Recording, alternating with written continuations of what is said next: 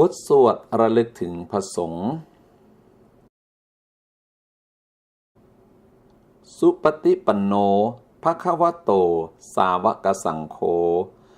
สงฆ์สาวกของพระผู้มีพระภาคเจ้า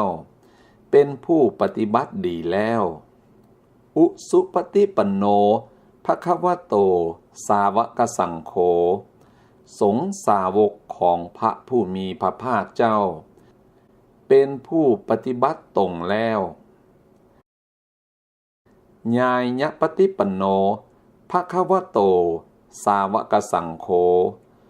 สงฆ์สาวกของพระผู้มีพระภาคเจ้าเป็นผู้ปฏิบัติเพื่อหู้ธรรมเป็นเครื่องออกจากทุกข์แล้วสามีจิปฏิปันโนภควโตสาวกสังโฆ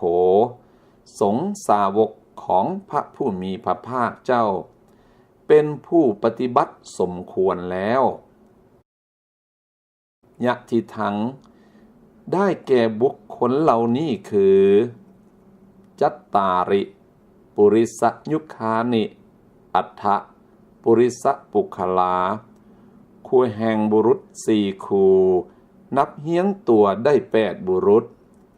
เอสะภควโตสาวกสังโฆ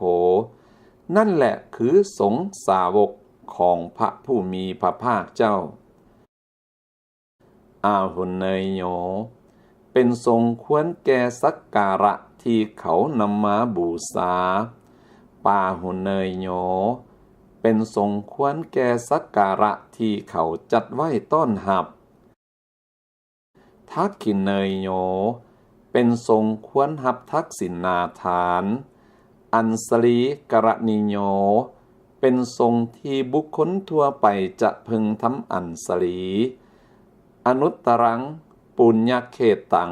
โลกัสสาติเป็นทรงที่เป็นนาบุญของโลก